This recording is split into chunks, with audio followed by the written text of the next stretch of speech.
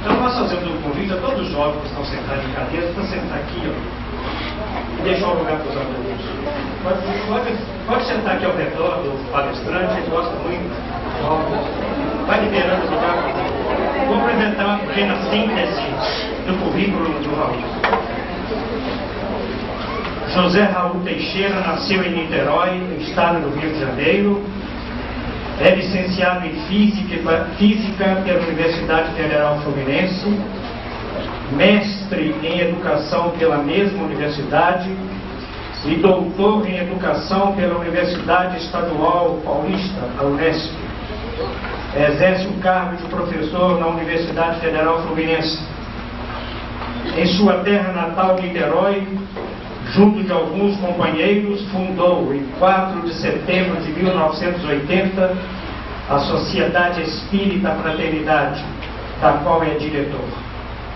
Através do seu departamento social, Remanso Fraterno, a Sociedade Espírita Fraternidade desenvolve um trabalho de assistência a crianças socialmente carentes e aos seus familiares, apoiando-as material e moralmente.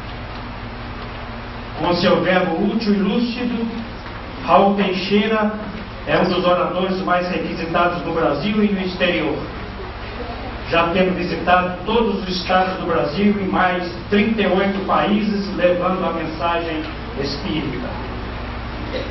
Psicografou diversas obras ditadas por vários espíritos, num total de 26 livros publicados até o momento. Desses livros, alguns já estão traduzidos para o espanhol, o inglês, o italiano, sendo todos os direitos autorais pertencentes ao Remanso Fraterno para atendimento de seus serviços. Essa é uma breve síntese a partir desse instante. Com a proteção de Deus e com uma alegria muito grande nos nossos corações, nós passamos a palavra para o orador José Raul Teixeira.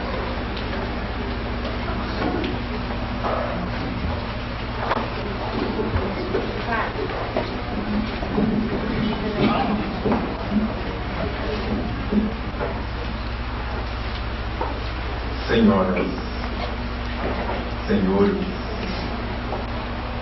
amigos jovens,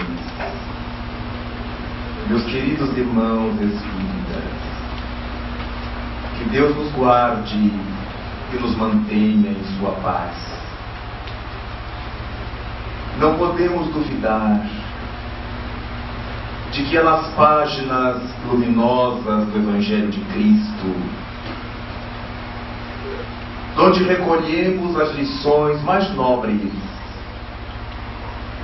na busca da própria felicidade.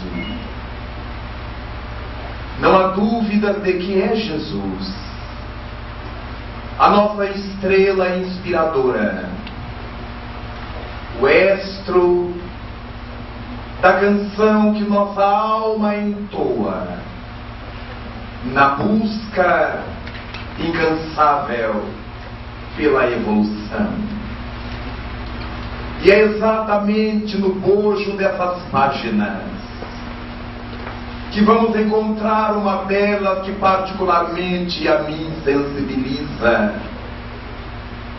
Quando Jesus Cristo, dialogando com os seus discípulos a respeito das relações da vida, da nossa trajetória no mundo, ouve dos amigos uma pergunta que não se podia calar: Senhor, afinal de contas, quem é o nosso próximo? Quem é o meu próximo? A quem eu devo amar, como tu falas? Na sua condição de mestre insuperável, Jesus Cristo poderia ter lhes dito: nosso próximo é fulano, é beltrano, é esse ou é aquele. Mas desejava legar à posteridade reflexões mais profundas e úteis, que ficariam doravante na historiografia da sua passagem pelo mundo.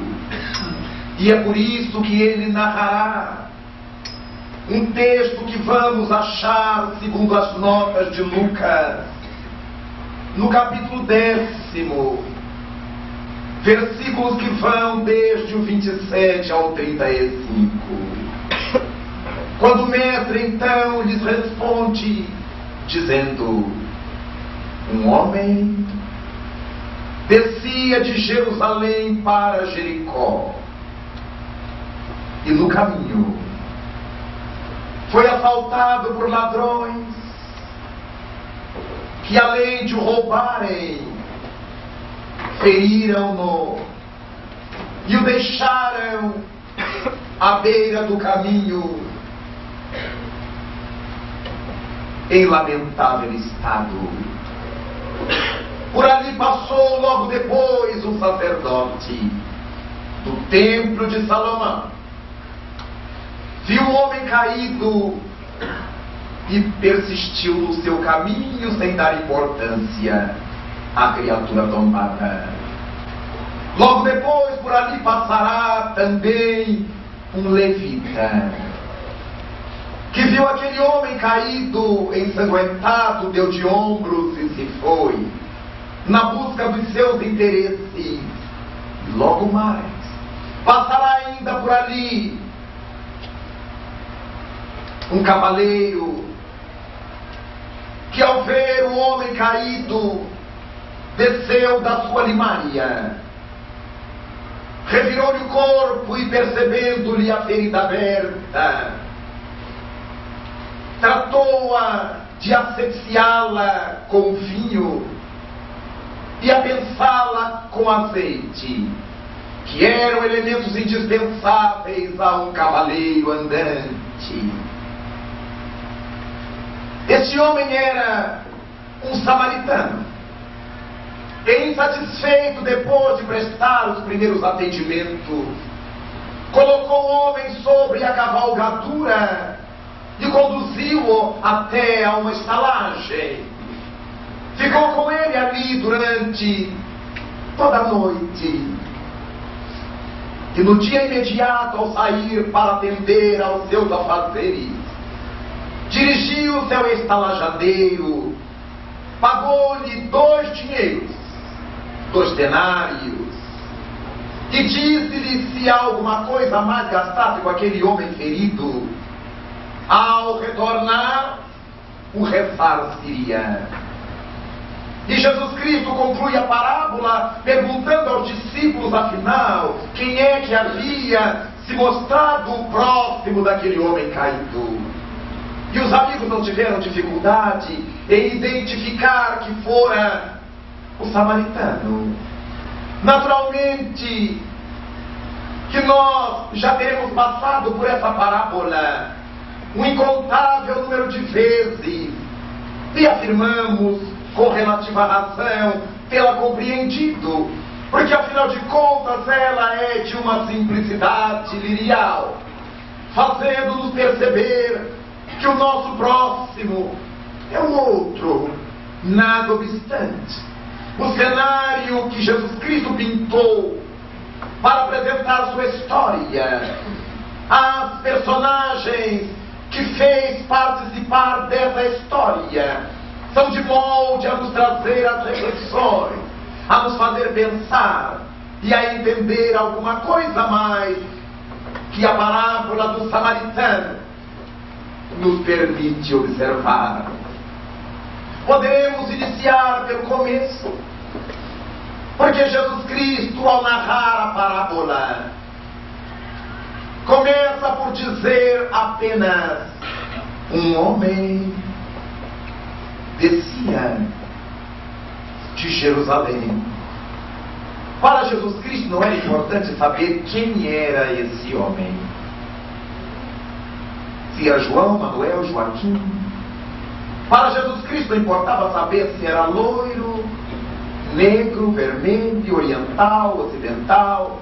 Para Jesus Cristo não importava dizer se era gordo ou magro, alto ou baixo, se era de uma família notável, se era de uma família pobre, se era um homem rico que levava dinheiro consigo, ou se era um mensageiro de algum homem rico que, por levar material de depósito, for assaltado no caminho.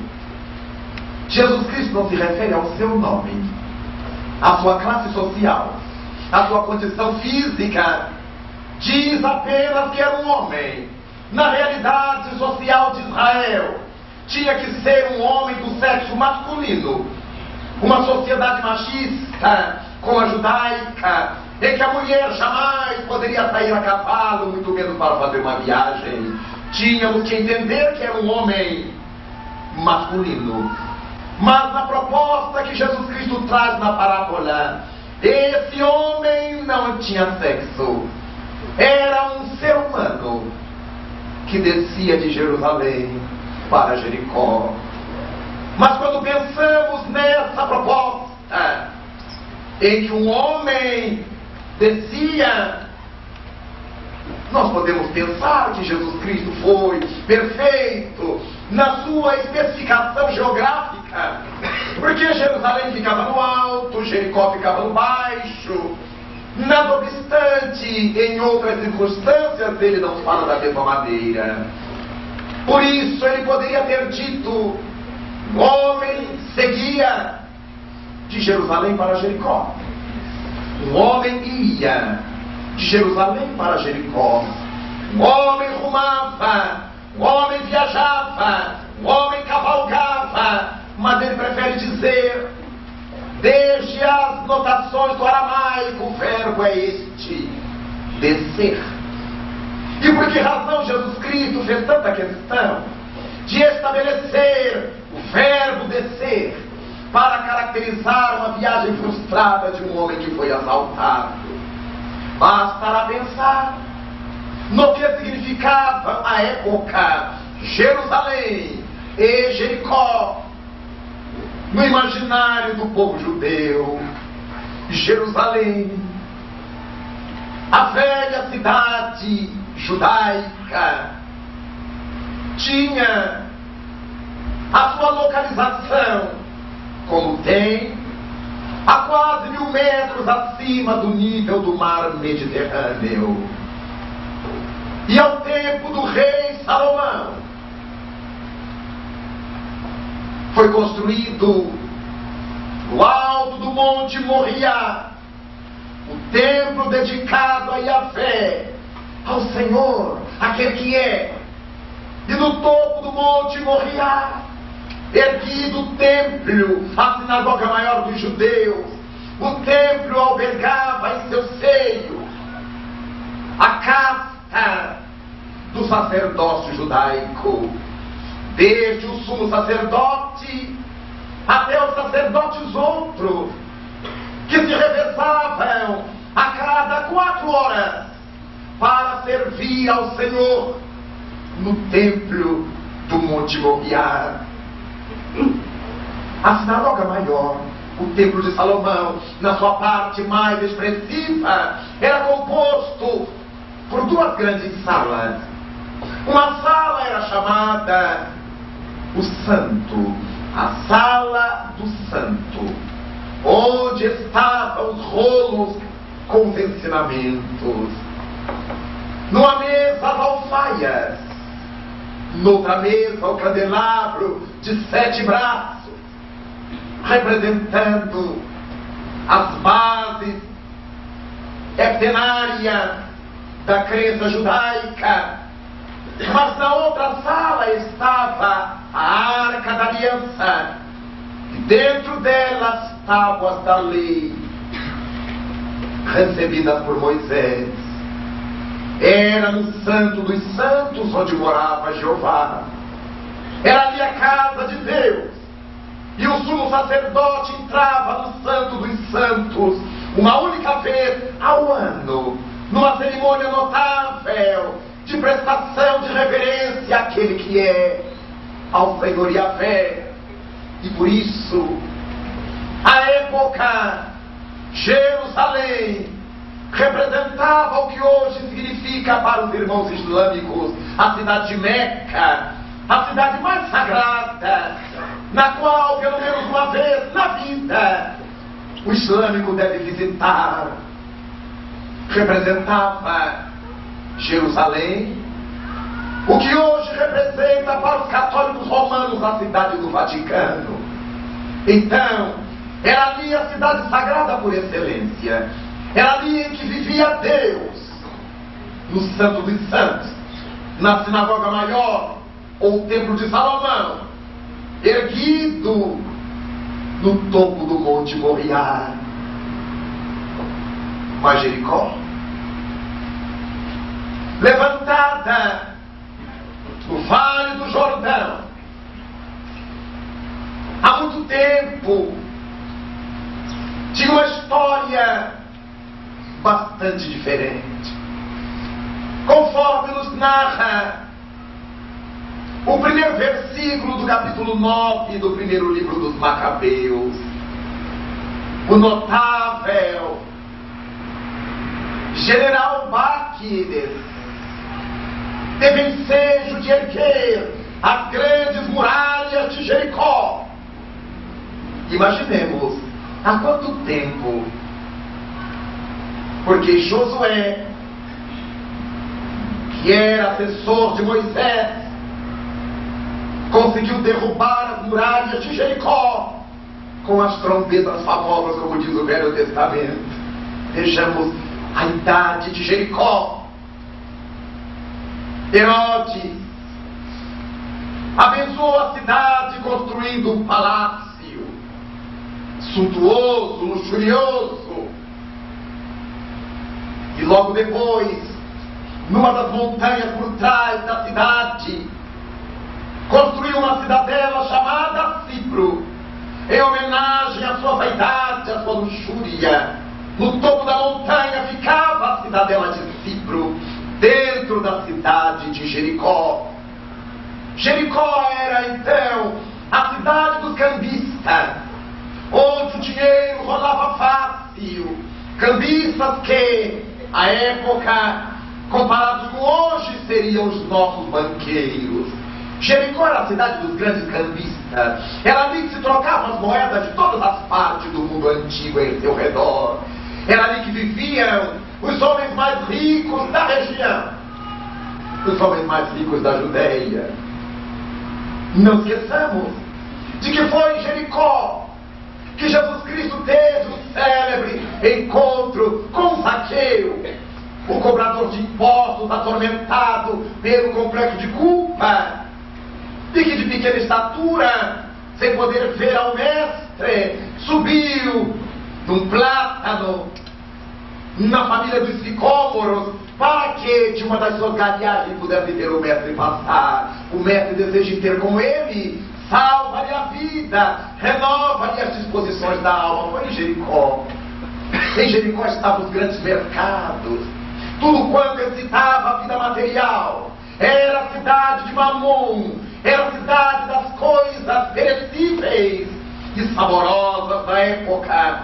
Poderíamos comparar a Jericó daquele então, a ilha de Manhattan, a Tóquio, a São Paulo, a uma dessas grandes cidades onde o câmbio é bem feito, onde o dinheiro rola, onde a luxúria campeia. Era Jericó, uma cidade mundana por excelência.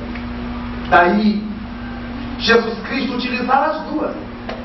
Com tantas cidades altas e cidades baixas na Judéia, ele se utiliza de Jerusalém, que era o símbolo das coisas divinas, e Jericó, que era o símbolo das coisas do mundo. E entre Jerusalém e Jericó, ele situa um homem. Um homem descia, deixava as coisas espirituais em busca das coisas materiais absolutas. Eis o sentido do descer.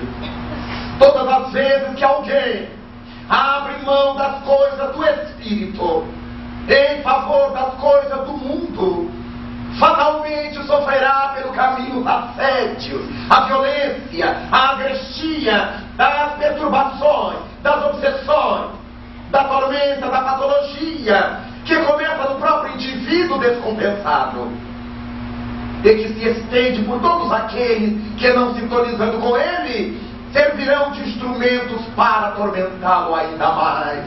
E na parábola, aliás, de Jesus, nós encontraremos a afirmativa de que, quando os indivíduos decaem nesse estágio, não conseguem desse estágio sair sem a ajuda de terceiros. Daí, passarem por aquela estrada 3 indivíduos.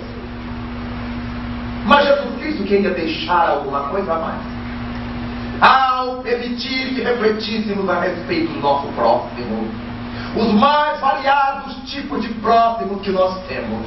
Há os próximos que estão até longe, mas que não deixam de ser próximos. Coloca a primeira pessoa que passa pelo caminho onde estava o homem caído, um sacerdote.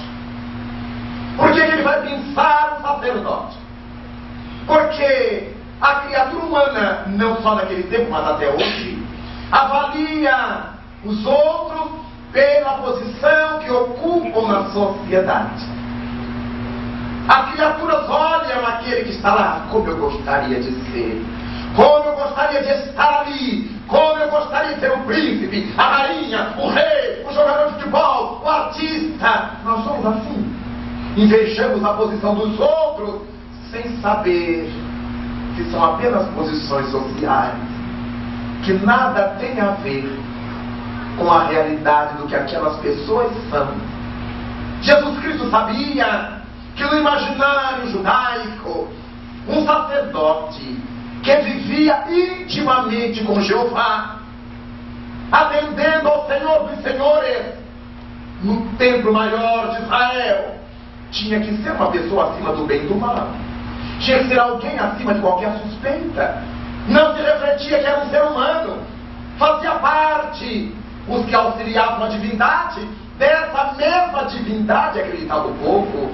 Então Jesus Cristo toma um sacerdote que, ao sair do templo, era tão humano quanto qualquer outro humano. Ao ver o indivíduo caído, não se tocou. Os seus interesses pessoais eram superiores à vida humana, mostrando que o sacerdote, cheio de loas e de salamaleques, no templo máximo, não passava de um ser humano com suas fragilidades.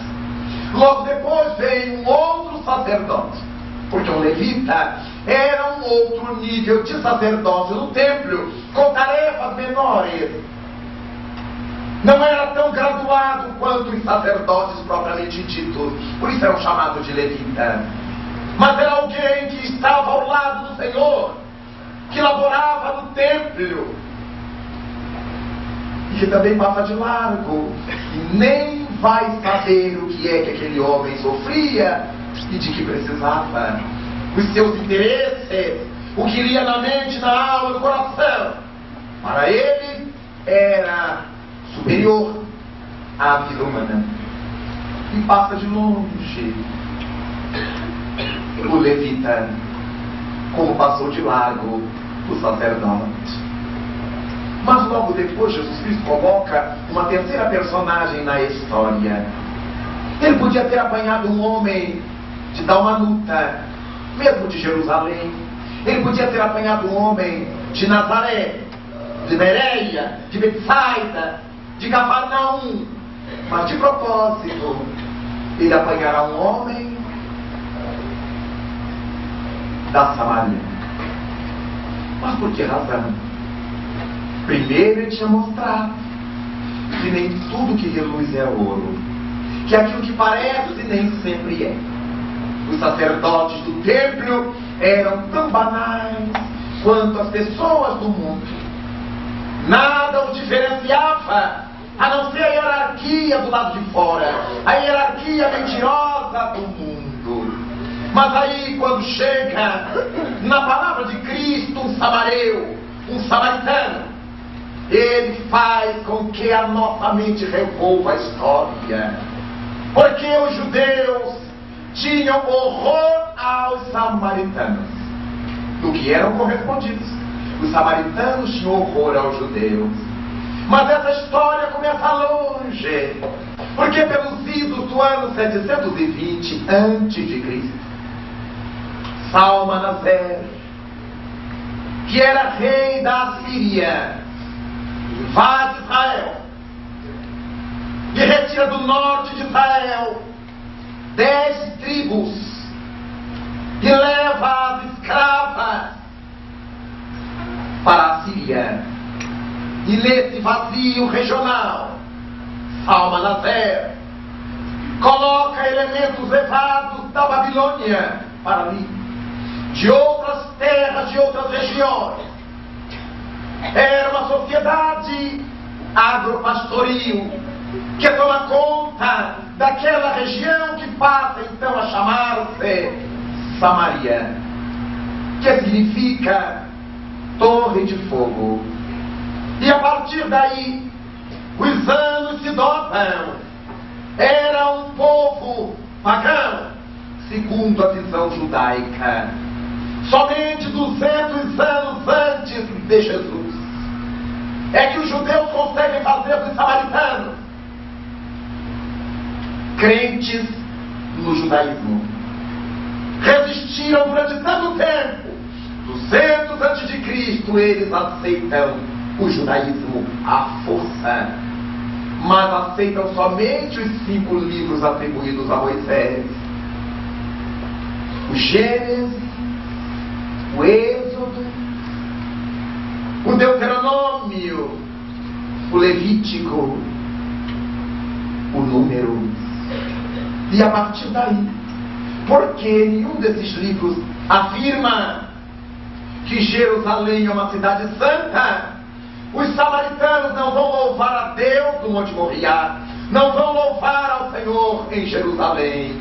Eles viviam na Samaria e achavam que a Samaria era uma região de beleza sem par, com as montanhas belas, e uma delas especialmente bela, o Monte Garizim, Monte dos Gafanhotos. E porque acharem-na como a montanha mais bela da Samaria, ali deveria ser louvado o Senhor. E sob a montanha dos gafanhotos, eles constroem seu templo e passam a louvar o Senhor no Monte Garizim.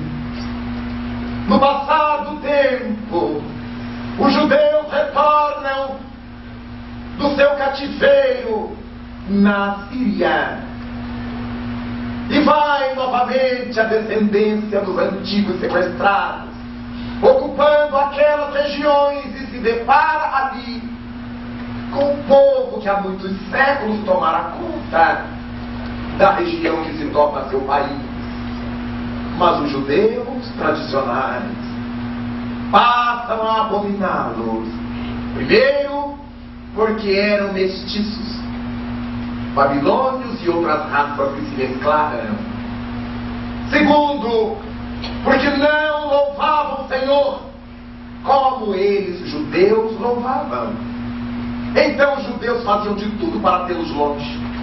Não se envolviam. Passaram a nutrir um horror aos samareus, enquanto os samaritanos não tinham nada a ver com os judeus. Faziam questão de se manter à distância.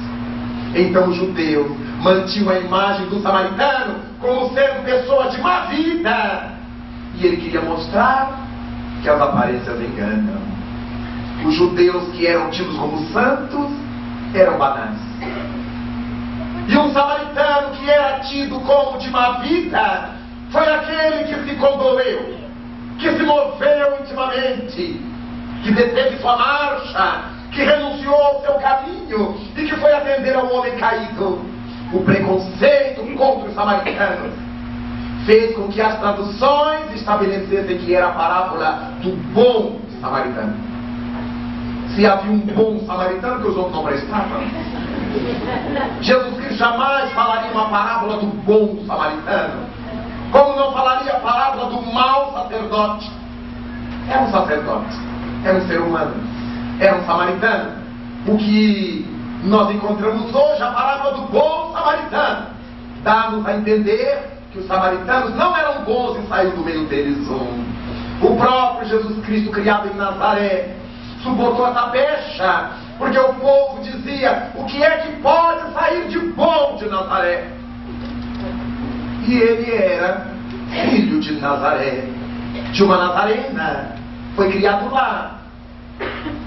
Desse modo, ele não escolheu um homem de nenhuma outra região, a não ser da Samaria.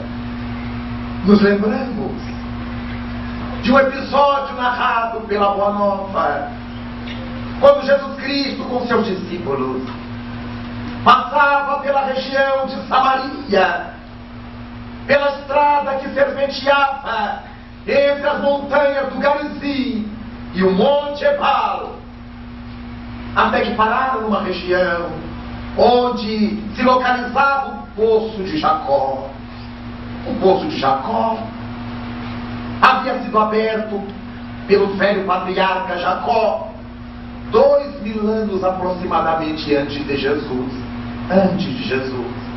Jacó e seus filhos cavaram um poço de 32 metros, de água abundante, de fartura. Ali dessedentavam os animais, eles se dessedentavam, havia água para a região. E 2 milênios depois ali estava Jesus Cristo, assentou-se sobre a relva, enquanto outros discípulos foram comprar alimento em virtude do horário da alimentação. Até que uma mulher samaritana acercou-se do poço para buscar água. E enquanto ela puxava a água para encher suas pilhas, Jesus dela se aproxima, pede-lhe água. E ela olha Percebe seus trajes judeus, seu penteado, seus cabelos. A nazarena, judeu. Observa seu sotaque. Não era samaritano. E ela lhe pergunta: mas como tu, sendo um judeu, pedes água a mim que sou mulher samaritana? Acaso não sabes que esse poço foi aberto pelo nosso pai Jacó? E aqui se dessemejaram ele, seus filhos, seus animais. E Jesus Cristo lhe responde com tranquilidade: mulher, se tu soubesses quem é que te pede de beber, serias tu que me pedirias. E da água que eu te desse, tu jamais padecerias sede. Ela é tocada por suas palavras. Então, Senhor, dá-me dessa água. Tu falas como se fosses um profeta. E ele não disse eu se não era profeta. Propõe-lhe: chama teu marido. E ela se entristece: Senhor, eu não tenho marido. Eu sei que tu não tens, porque o quinto que está contigo também não é teu. Como é que esse homem sabia disso? Eu não discutiu mais. Saiu, correu, chamou o marido, que não era seu, que era o quinto, chamou a vizinhança, chamou os amigos, e dentro de pouco tempo, Jesus Cristo estava rodeado por uma multidão, para ouvi-lo naquele meio-dia, a falar das coisas da vida, do céu, as coisas perenes da nossa relação no mundo. E a mulher, emocionada por ouvi-lo, recordou-se das velhas questões que separavam judeus e samaritanos. Senhor, responde-nos: onde é que deveremos adorar a Deus? Lá no Monte Moriá, no Templo de Salomão, ou aqui no Monte dos Gafanhotos, na Samaria? E Jesus Cristo lhe disse: mulher, haverá de chegar o dia em que o Senhor não será adorado nem aqui, nem lá, mas em espírito e verdade, na intimidade dos corações. Estava desfeita a pendência.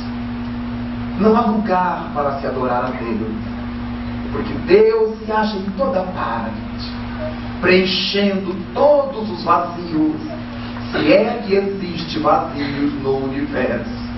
Daí estava a questão que levaria depois Jesus Cristo a situar na sua parábola um samaritano. Nada de um bom samaritano. Era um samaritano, para colocar nele a encarnação da bondade, da fraternidade, o olhar de quem consegue enxergar no semelhante, seja ele quem for, o seu próximo. E Jesus Cristo encerra o primeiro grande momento da parábola. As aparências enganam. Nossa relação no mundo tem que ter um olhar capaz de perceber que as pessoas são como são, independente de sua raça, de seu poder econômico ou social ou político. Elas são aquilo que o seu estágio evolutivo permite que elas sejam. Mas ele parte agora, dentro da proposta de saber quem é nosso próximo, para o momento de assistirmos o nosso próximo. Primeira proposta de Cristo: identificar as necessidades do nosso próximo que nos vem buscar, ou ao encontro de quem vamos atender. O samaritano, ao descer do cavalo, foi ver o que aquele homem precisava, estava ferido.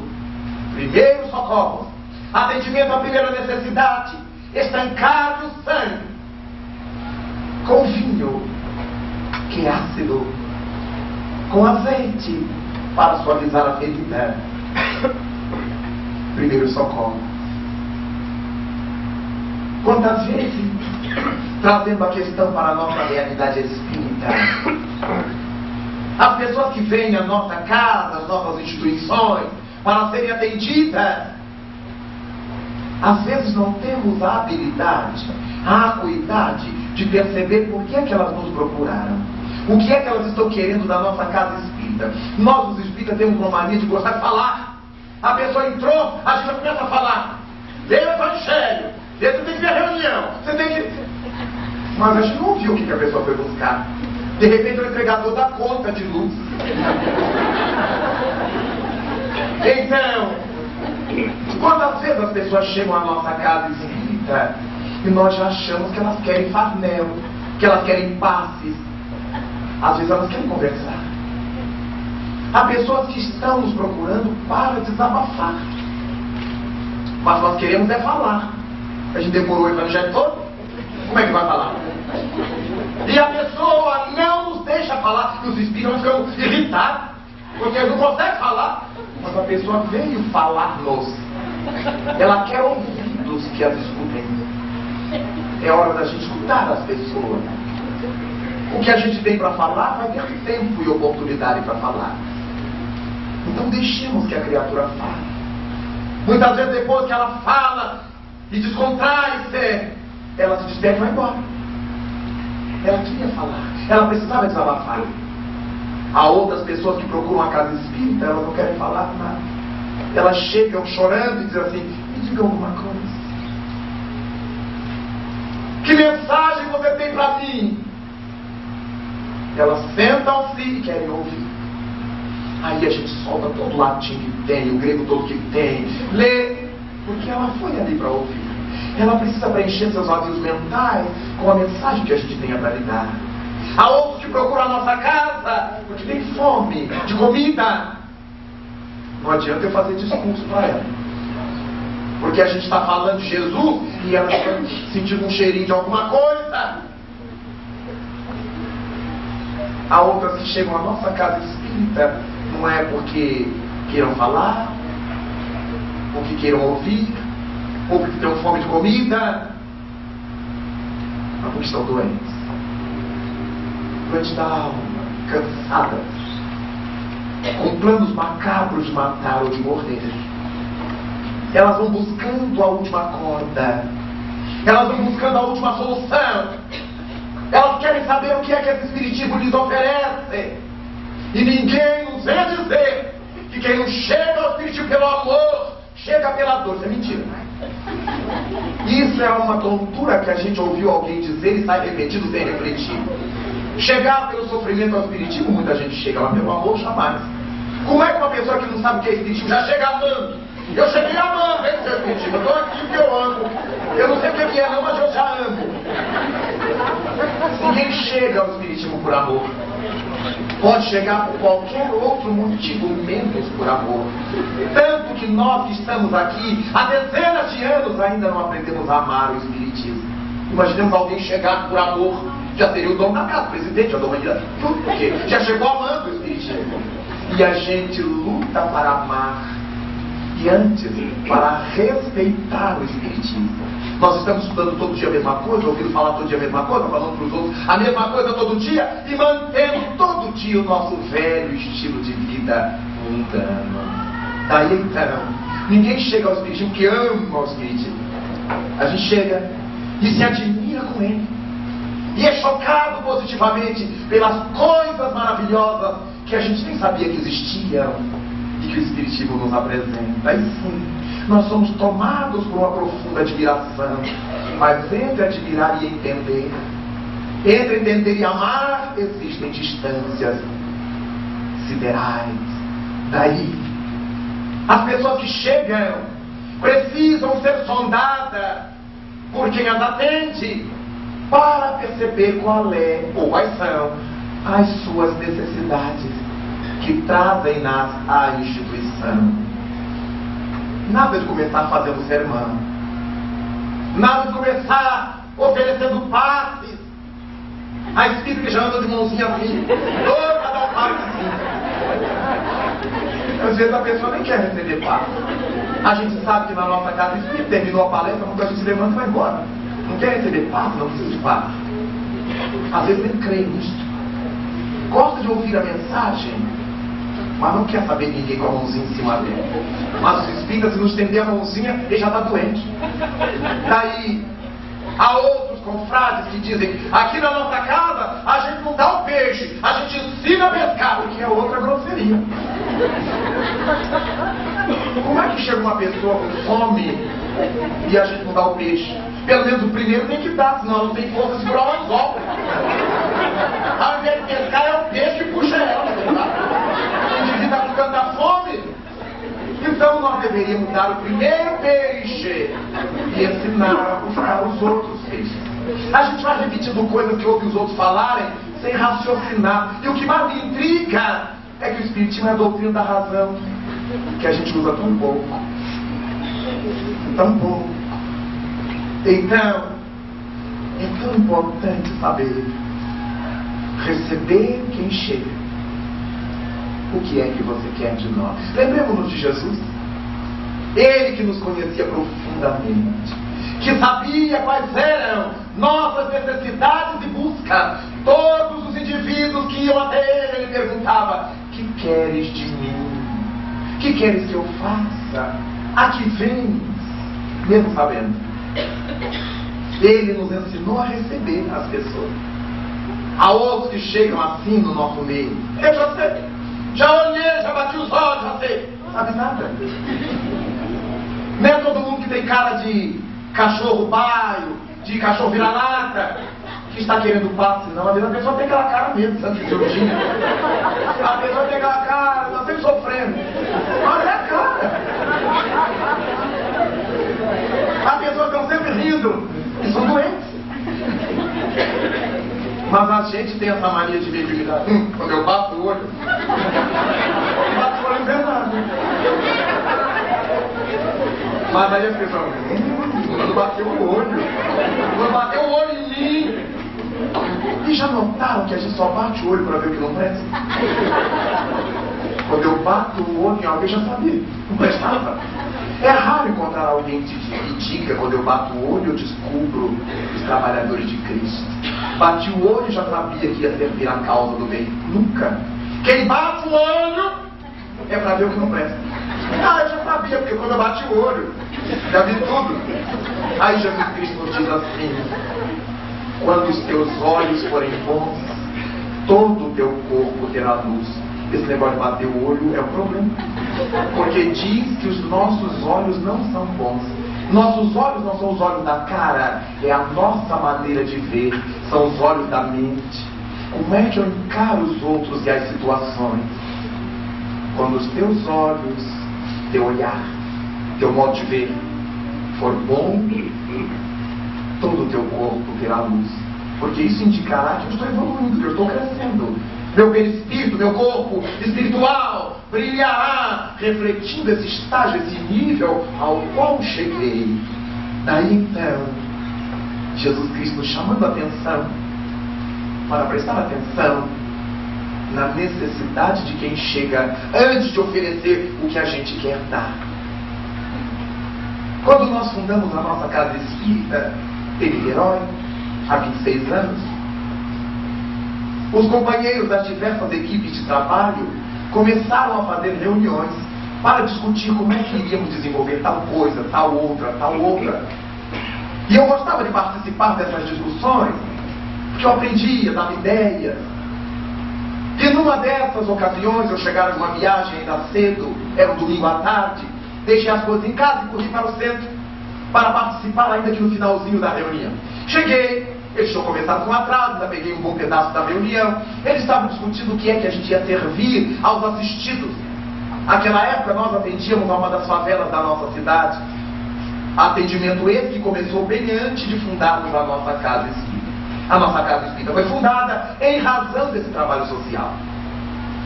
E os companheiros, as companheiras, animadíssimos, com aquela boa vontade, aquele carinho, nós vamos preparar uma sopa disso, uma sopa de aipim, uma sopa de macarrão, e cada sopa mais maravilhosa que outra. E eu sentado, ouvia eles falando, e eu também pensando aqui nas sopas que eu tinha de cabeça, e vi aproximar-se de mim um espírito alto, magro, vestido pobremente, mas com uma vibração maravilhosa, um olhar cândido, uma vibração boa. E ele ficou assim perto de mim. Eu registrei, percebi, Ele vai dizer que ele vai querer psicografar agora, na reunião de diretoria. Mas não, ele estava ali participando da reunião. E depois de tanta sopa, o Espírito me toca e me pergunta assim: Raul, me diga uma coisa, por que é que pobre tem por destino tomar sopa?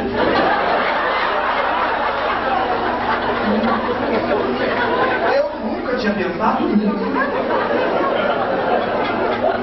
É tão comum. E aí me dei conta, diante da pergunta do Espírito, que pelo Brasil afora, onde quer que eu passava, eu só ouvia falar de sopa. Sopa fraterna, sopão, casa sopa, sopinha da Sheila, sopa do Dr. Bezerra. Era sopa que não acabava mais. Nada mais natural do que pensar em sopa. Mas aí naquele impulso da pergunta do Espírito, eu passei para a mesa a pergunta: por que só sopa? E aí todo mundo se entreolhou, as senhoras se entreolharam, os cavalheiros, e rimos-nos. É o vício da gente fazer as coisas sem saber por que está fazendo, por imitação. A doutrina da razão não nos deixa raciocinar. E aí começaram as mesmas pessoas a pensar em outros pratos. Não, vamos fazer um macarrão à bolonhesa, um feijão com charque, arroz, coisas boas também. E aí tinha pratos maravilhosos no meio. Gente, uma sopa, vamos uma sopa. Porque o Espírito não falou nada contra a sopa.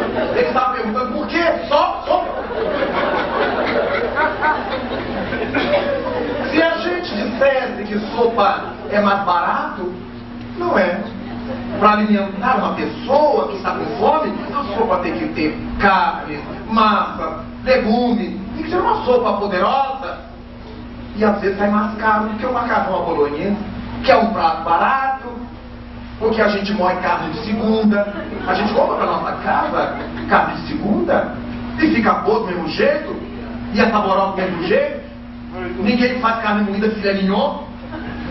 Então, se a gente vai fazer uma sopa mesmo para alimentar a pessoa, ela é cara, é trabalhosa. Descascar abóbora, descascar batata, descascar não sei o quê, descascar um monte de gente para descascar tudo, e um monte de gente para cortar carne, e um monte de gente para descascar alho, cortar cebola, chorar e fazer feliz. É um prato trabalhoso. E no entanto, todo mundo é amarrado na sopa para os outros. Na nossa casa a gente toma sopa todo dia? Nem morto. Quando a gente toma uma sopinha é porque está muito frio, é o minestrone para antecipar o prato bom. Eu fiquei imaginando nossos pobrinhos naquele Rio de Janeiro quente, brincando, fumegando. Isso tem tinha razão. Porque só sopa a 40 graus. Então, às vezes nós fazemos as coisas por hábito, por tradição, sem pensar em quem vai receber. Do mesmo jeito que a pessoa que manda roupa para os pobres do centro, mas arranca antes todos os botões. Não, se botou, eu vou aproveitar. Por que ela pega do pobre, eu não sei. De repente ele cola, né? Por essa. Quem lida no serviço social sabe disso. As roupas que a gente recebe suja, tiradas do corpo e jogadas lá. As roupas que a gente recebe sem botões, sem zíper. Veja que caridade maravilhosa que eu faço. Tiro o lixo de casa, manda pro centro. Eu faço muita caridade. Eu dou muita roupa pros pobres. Como a gente gosta de se enganar. É o nível espiritual que a gente se encontra. A gente manda para os pobres aquilo que tinha que ir para o lixo. Na maioria das vezes, é claro que há exceções. O que está bom a gente guarda na gaveta. Não, quando eu emagrecer, não emagrece nunca mais. Porque eu tenho livro da gente. Uma vez que a gente engorda, a gente emagrece mais. Pode dar para o pobre. Porque quando eu emagrecer, eu estou doente para morrer, ou a morte já passou. Então, a gente guarda e diz de madraça. Mas não dá pra ninguém, porque tá vendo? Não, é bom ainda. Mas o pobre quer bom ainda. Nossa mentalidade pobre é quem recebe os nossos refugos. Olha que mentalidade nós criamos em torno de quem precisa da nossa ajuda material. Mas aí de repente nós atendemos ao pobre, ao necessitado, uma vez por mês na nossa casa espírita. Temos lá o calendário das visitas dessas famílias, quinzenal, semanal, mensal. Aí ela leva o farnel, tem um momentinho de conversa com elas. Mas nós estamos sempre por cima. Não sorrimos para os atendidos. Não abraçamos os atendidos. Não temos carinho com os atendidos. Há pessoas que chegam e são tratadas com casca e tudo. Você já recebeu? Chega lá! Você quer sair daí? Menino, vem aqui! Senta aqui! Vem aqui! Toma aqui! Você quer sair da fila? Estou chamando aqui! Mas afinal de contas, o que essas pessoas são? Elas são irmãs nossas, momentaneamente necessitadas do nosso serviço. Mas não tem nada de definitivo em termos de vida espiritual. Elas podem estar melhor situadas do que nós. Por que a gente trata os outros assim? Não olhamos no rosto. Seria tão bom se nós mostrássemos a essas pessoas atendidas que elas são nossas irmãs. Fulana, minha querida, minha irmã, Beltrano, e aquele remédio que você levou, o menino melhorou? Fez efeito? E você está melhor daquele problema? Seu marido já tirou documento? Seu filho já arranjou emprego? Quer dizer, a pessoa sabe que eu não esqueci dela. Estou me lembrando dela. Ela se sente irmã da gente. Ela tem coragem de contar um tormento que não tem nada a ver com aquilo que a gente distribui. Um problema de um filho, de um parente, dela mesma. E a gente pode ajudar muito mais e melhor em nome de Cristo. Um dia ouvi do velho Chico Xavier uma afirmativa que me marcou. Eu acompanhava ele distribuindo as coisinhas na Vila dos Pássaros Pretos, em Uberaba. E enquanto se encaminhava para o momento do culto, debaixo do abacateiro, ele comentava: há muita gente que tem pães para dar. Gosta de dar pães, mas não sabe dar pães. Ao invés de entregar nas mãos, atira no rosto de quem vai buscar. Esse pão não mata a fome, esse pão amarga, porque humilha. Se nós estamos dando alguma coisa, propõe-nos Jesus que a gente se dê na dádiva. É o momento da gente se entregar a quem precisa de nós. Já que eu não posso ir para a casa dele, eu não posso estar com ele na minha casa. Naquele momento raro e pequeno, a gente se dá um pouco. A gente sabe que muitos têm maus costumes, mas nossos filhos também têm, a gente também tem. A gente só está num nível socioeconômico diferente. Mas os mesmos vícios da gente entrar na fila 2 vezes, de furar fila. A gente fura a fila do banco que é amigo do gerente. A gente fura a fila do cinema que nosso amigo está lá na frente e manda ele comprar para nós. Então por que está reclamando isso dos pobrezinhos? E quem está passando fome quer pegar 2 vezes, 3 vezes, porque aquele farnel que a gente dá, a gente tem consciência de que ele não vai dar para o mês inteiro. Às vezes uma família com 3, 4, 5 filhos, não, mas não podemos 2 quilos. Mas não dá. E pobre tem fome. A gente não tem tanta fome porque come o dia inteiro, está beliscando o dia inteiro. Nossas crianças, meu menino não tem fome, mas ele come danoninho, ele come não sei o quê, ele come lá, ele come um monte de coisinha. E na hora da comida principal ele não tem fome. Mas não significa que ele não come. Significa que ele não come comida. Tantas coisas para a gente refletir. Então Jesus Cristo nos mostrava os passos dos primeiros atendimentos. A fraternidade que deve vigorar nesse trabalho. Até chegar ao outro momento da assistência. O acompanhamento.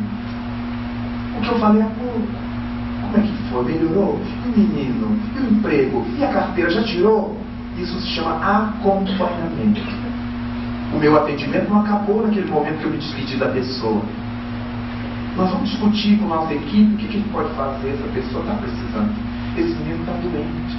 Onde é que a gente manda? Qual é o centro de saúde? Tem algum médico voluntário que possa olhar para nós e indicar alguma coisa?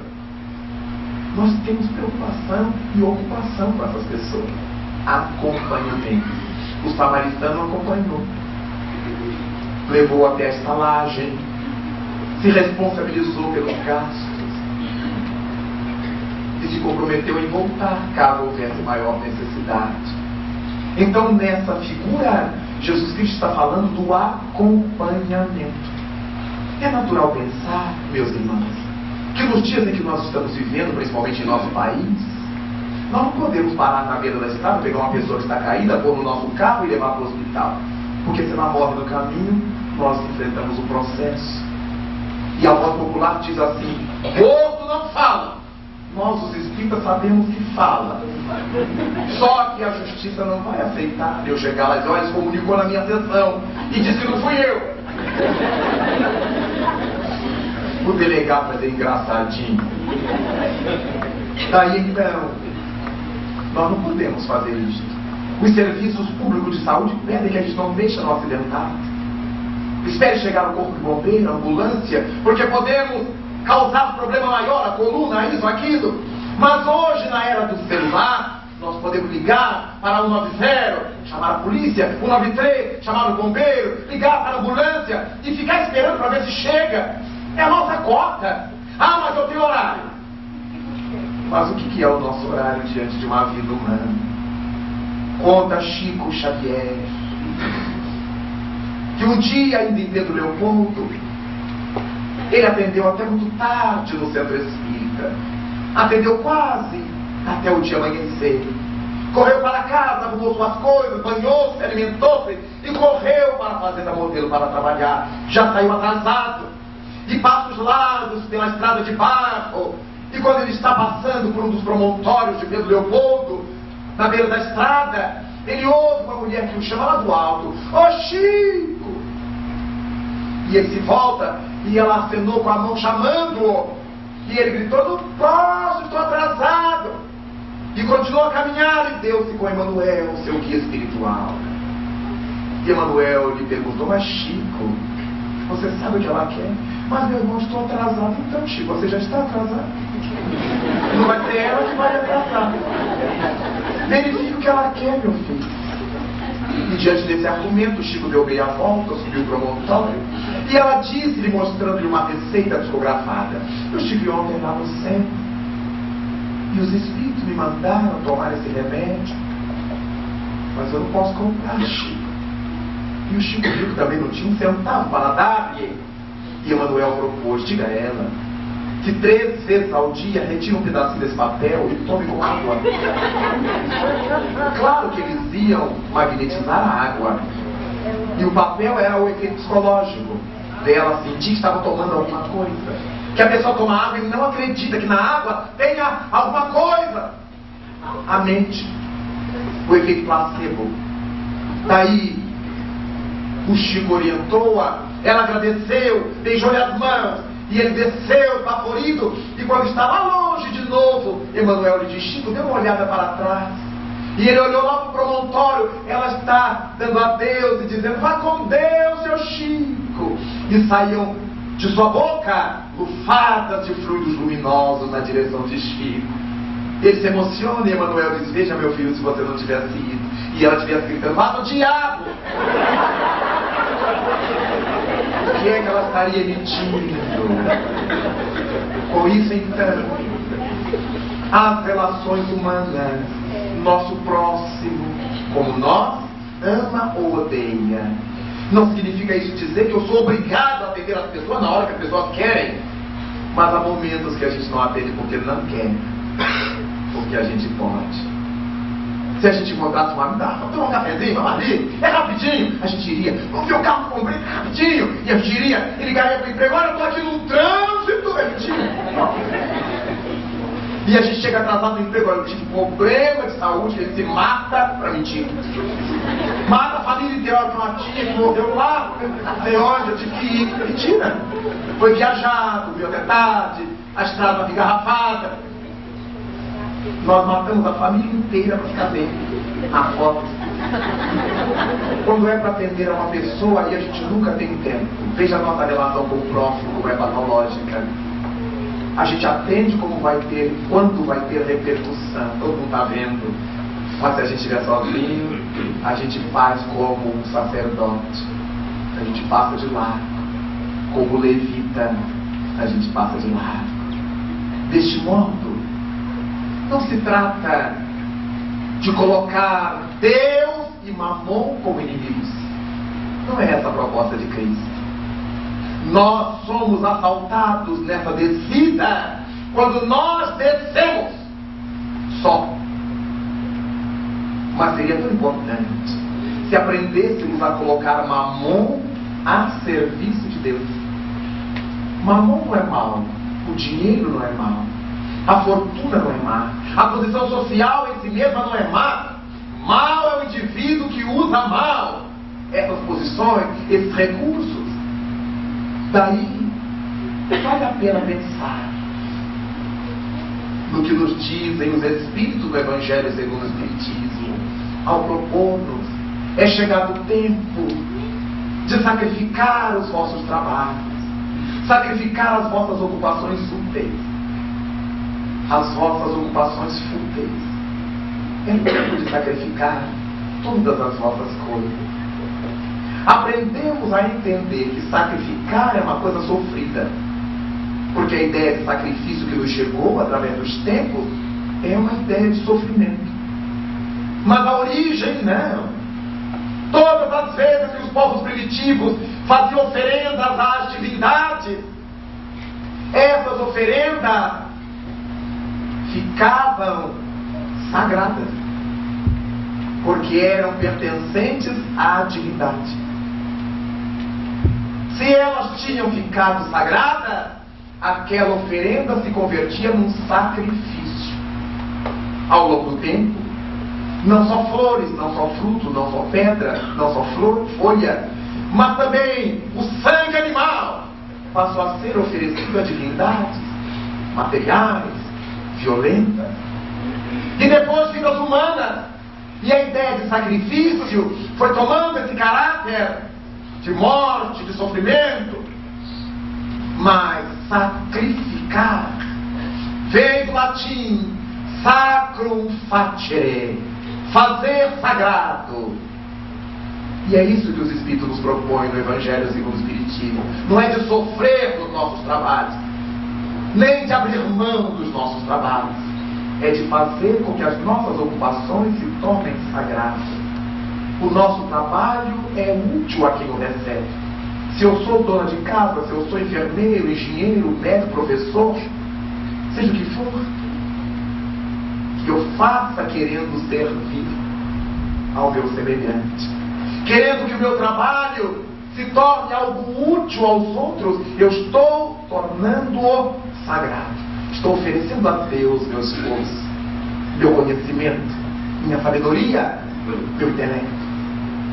Sacrum facere. Na hora que eu vou para o meu fim de semana na fazenda, no sítio, na praia, eu vou para relaxar, para repousar, para me refazer segundo a lei do repouso do Livro dos Espíritos e voltar em paz para uma nova semana de trabalho. Mas o que acontece com a gente?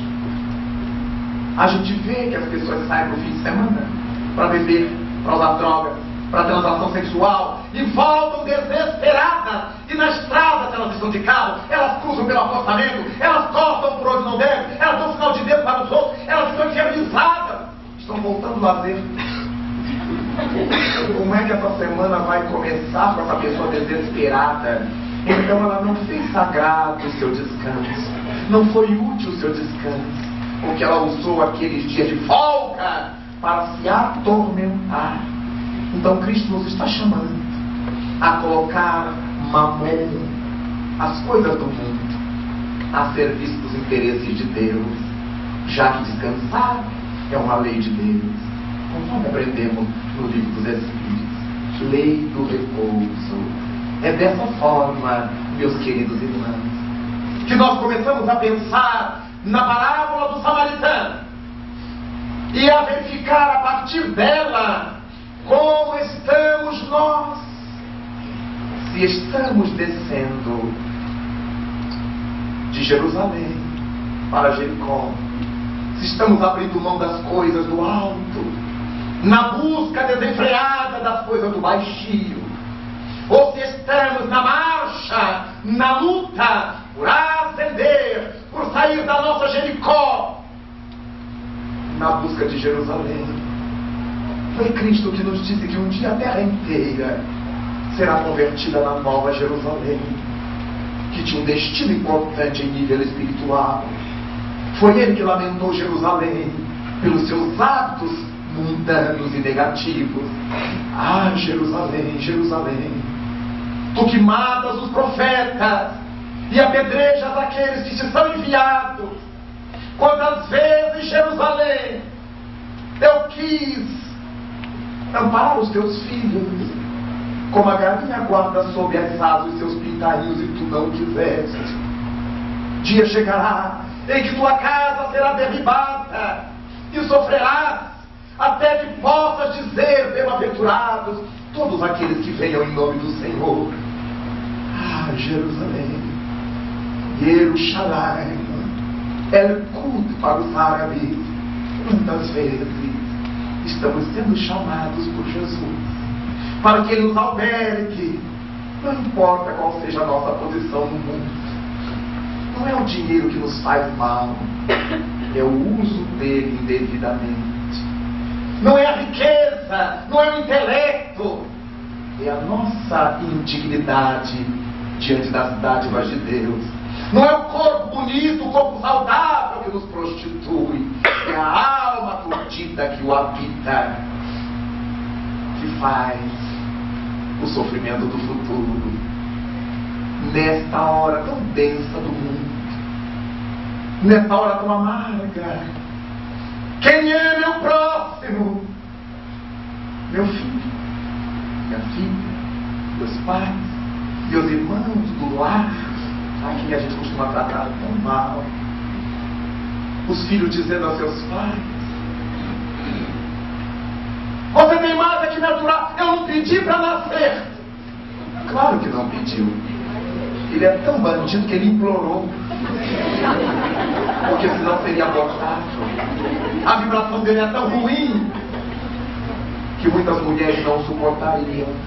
Aí a mãe que o suportou, ele tem a indignidade de dizer a ela que não pediu para nascer.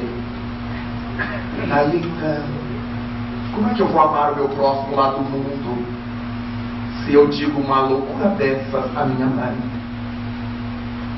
É com isso que nós estamos aprendendo a subir da nossa Jericó e amar o nosso próximo. E o nosso próximo mais próximo não é meu filho, minha filha, meu pai, minha mãe. O próximo mais próximo sou eu. Eu não posso me divorciar de mim. Eu não posso dormir em outra cama onde eu não esteja. Eu não posso ver outra pessoa quando me olha ao espelho. Eu não posso. Sou eu que tenho que me suportar, se eu for bom ou se eu for mal.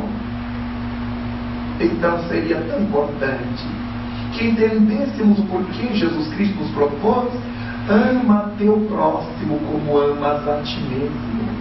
Faze ao outro o que gostarias que o outro te fizesse, porque em verdade a gente gosta mais de nós, em todos os sentidos, ainda que a gente jure o contrário.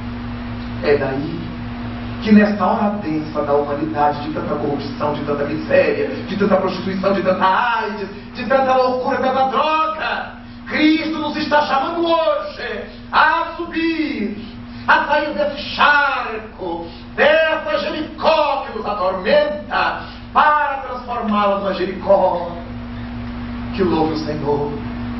Rogo, Josué, que possamos derrubar essas muralhas que nos encerram em Jericó e não nos deixam sair, para subir ao Monte Moriá das nossas expectativas superiores, das nossas esperanças, que a gente possa subir ao Garizim da nossa fé, seja qual for a montanha,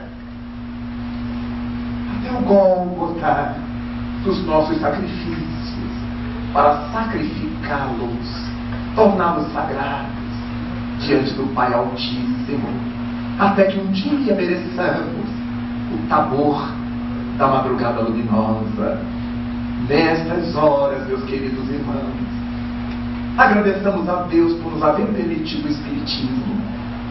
Essa mensagem fulgurante, essa mensagem mística da lousa, essa mensagem da tumba arrebentada, onde eclodiu a vida, que nós todos unidos nessa paixão por essa doutrina que vai vencer seus 150 anos proximamente, seu Sesc centenário. Perguntemo-nos nessa avaliação de nossa conduta: estou eu descendo para Jericó ou estou eu subindo para Jerusalém?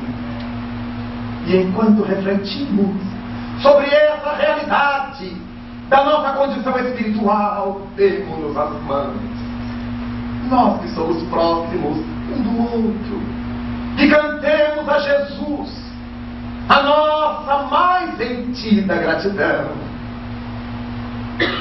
Neste mundo de guerras, de horrores, de misérias, de filhos que matam pais, de pais que trucidam filhos, de irmãos que se antagonizam, nesses tempos de tanta devassidão, Cristo prossegue a chamar: vinde a mim, vós que sofreis, os que estáis cansados, oprimidos, desolados, que eu vos aliviarei.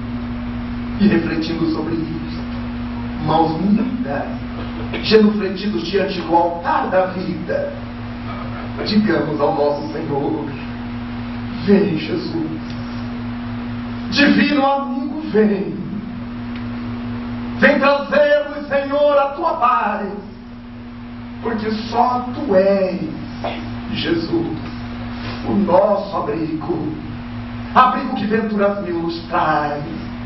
Vem, ó meigo Nazareno, este mundo de dor, de miséria, de horrores consolar. Vem com teu olhar sereno toda a nossa terra iluminar. Vem afastar do mundo a guerra, esse chacal de goelas abertas, devorador, que por onde passa vai destruindo tudo que encontra pela terra, espalhando luto, espargindo dor, por onde quer que passemos. Ouvimos, Senhor, os gemidos de aflição, e pela sequia em torno percebemos que já não há mais primavera, enquanto milhares de crianças, de idosos, de necessitados pedem pão. Aqueles que deveriam ter filhos estão se galfinhando como feras.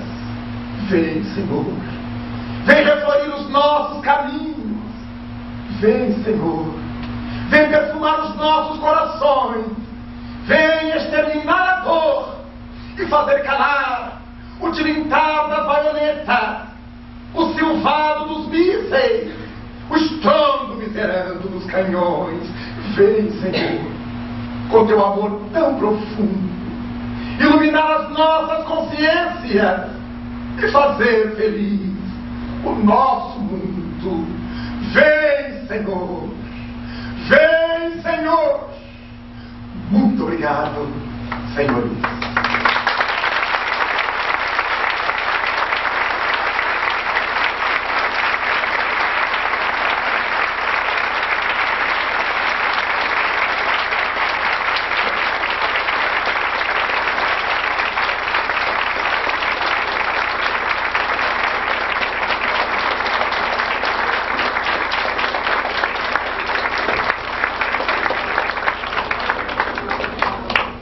Boa noite a todos. Nós agradecemos aí a presença de todos os companheiros, principalmente nas casas espíritas que nos visitam.